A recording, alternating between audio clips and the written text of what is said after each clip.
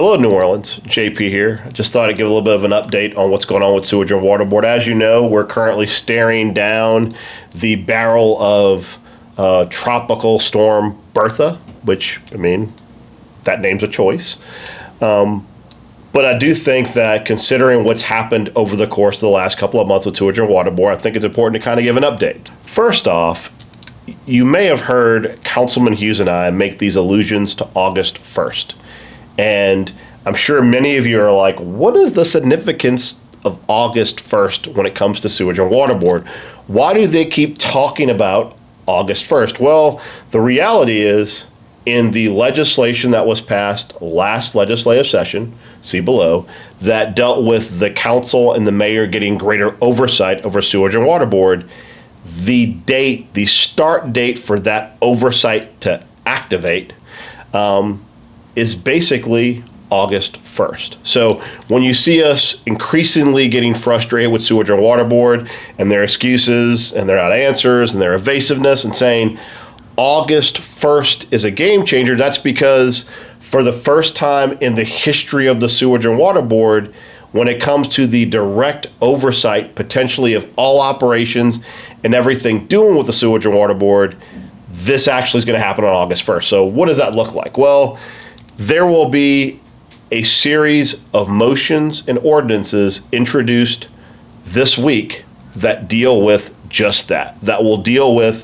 what the future of that oversight looks like. Now, why is it being introduced this week if August 1st is the date? Well, the goal is to introduce the ordinance and to start beginning discussion the motions this week so that they could go to committee next week, and so that after August 1st, they can be activated. So that's the timing of those things. So what are those things that we're going to be talking about? Well, Sewerage and Water Board ordinance, what does it do? Well, the major ordinance deals with things like the reconstructing the composition of the board itself. The entire board will be appointed by the mayor of the city of New Orleans. The reason why a board will continue to exist is because the board also exists in the charter.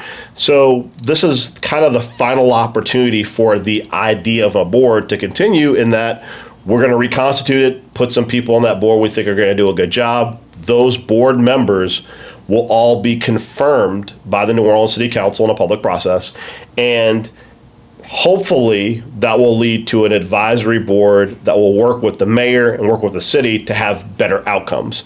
It'll be a board beholden to you as taxpayers and ratepayers, and not beholden to kind of protecting the status quo, because as you'll see in a series of videos, if you want to look below, I have a lot of videos dealing with Sewerage and Water Board, kind of how we got here on it. And the citizen-run board, as requested by BGR going back almost 10, 15 years ago, has largely been a failure. So this is a different change of actually trying to get volunteers who we have oversight over. What else does this Sewerage and Water Board ordinance do? Well, it codifies many of the things that are already in the law that was passed by the legislature. For example, the council's regulatory authority, direct control over the Sewerage and Water Board by ordinance. Another important thing this ordinance does, it doesn't just codify the council's authority over Sewerage and Water Board, over everything, including its board of directors. It puts the Sewerage and Water Board in our regular budgetary process, where it has to present both a operational budget and a capital budget so that you and I can both see how they're spending their money as far as on operations, but also capital-wise. What are the projects that are priorities that are in fact funded? What is the separation between the projects that are funded versus the projects that are unfunded? And how are they tracking when projects are complete and how they're prioritized? The last thing that this ordinance will do is it codifies what the Sewerage and Water Board, what their responsibilities are during emergencies. First, like, what are their reporting requirements to the council, to the mayor, to the EOC, but also the public as far as when emergencies occur? What are their responsibilities for post-emergency reporting, and how quickly, which is not quick enough, they give us information almost in real time as to what is going on or not going on with Sewerage and Water Board, things like pumps, for example. Now that covers the Sewage and Water Board ordinance, but that's not all we're doing, obviously. We're also going to have a series of motions because, as you know, through motions and resolutions, city councils can also regulate entities which they have control over. The board appointment process is another thing that we're going to tackle in regards to these motions and resolutions. We're going to look at how board members are appointed, and we're also willing to hear feedback from the public as to how we can improve that appointment process. The last thing that we're going to cover is a compensation study. Obviously, there are a lot of people employed by the Sewage and Water Board. It is a very large, very bloated, essential sub-department of the city of New Orleans that exists, as we know, quasi in state statute. Now, what does a compensation study look at? It looks at how people are either underpaid or overpaid. It looks at how we've structured the individual departments within Sewage and Water Board.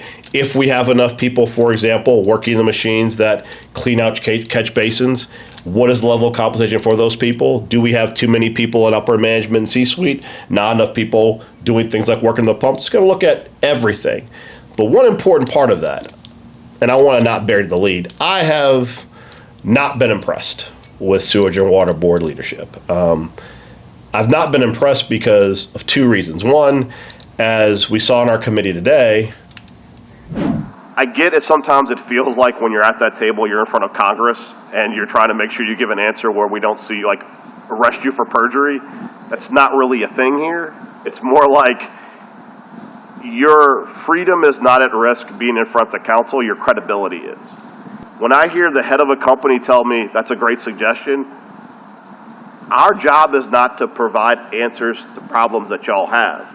You're supposed to be proactively solving these problems, not waiting for the council to give you great suggestions. I mean, I'm happy to do it. It's like part of the job, but it doesn't build confidence that Sewage and Water Board is always reacting.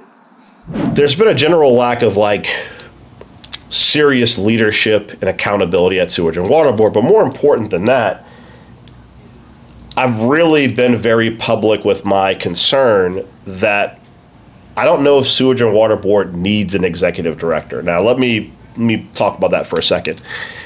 The executive director position, which is compensated at roughly $500,000 a year, I just haven't seen in my now almost 5 years as a council person what they do that differs from the more important role of the general superintendent, which is Caitlin. You all see in the videos next to Randy Heyman. And I don't know if we need both. And so part of what we'll look at in that compensation study and those various motions is that is a very large chunk of money that is paid by ratepayers for a position that might be unnecessary. And if we're going to treat this department, the Sewage and Water Board, as an actual department, you don't need a superintendent to report to an executive director. You need a superintendent reporting to a deputy mayor. And so we're going to look at not just the performance of Mr. Heyman as a Sewage and Water Board director, but really whether the position should really exist. Is it efficient? Is it a best use of our public dollars? Because to be honest, there are a lot of people that would argue that $500,000 that are paid to consultants who are looking at what the rates should be, are the rates appropriate, is the billing correct, all these other things. Those are equally compelling things we could be spending money on. So that's another thing the motions are going to consider. All that being said, this is going to be a busy 10-ish days as we come towards August 1st. I think that Councilmember Hughes said it best. Let me just give you some friendly advice to Sewage and Water Board. You all have nine days to change the approach in which you answer questions, because I just want to give you fair warning.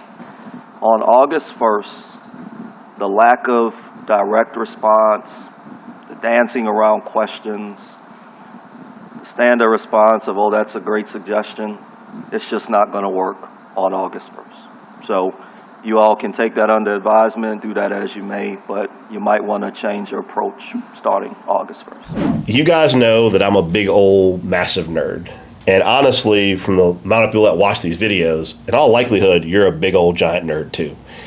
And the way that we as a council view August 1st is almost like the Stark family views winter. August 1st is coming for the Sewerage and Water Board. There will be a reckoning of the likes of which none have seen probably in their lifetimes in regards to an agency that is tied to the existential threat that is flooding for the people of the city of New Orleans. If you live in the city of New Orleans, you have PTSD when it rains. Whether your car is going to make it, whether your house is going to make it, whether your dog and chickens are going to make it, you just don't know if anyone's going to make it. That is not normal. When it rains, you should sit on your porch and enjoy the rain, not worry about if your neighbor's car is going to float by. So August 1st is coming. It is going to be a new day. And the reckoning that will happen in this city on behalf of rate and taxpayers is going to lead to a better New Orleans, better outcomes, and maybe there being a day in that rainy season in New Orleans between, I don't know, February to October, where you can actually watch it rain and not worry about end times. So, New Orleans, look forward to your weekend. Look forward to seeing you out there doing things. Look forward to all of us collectively surviving Bertha, and have a great weekend.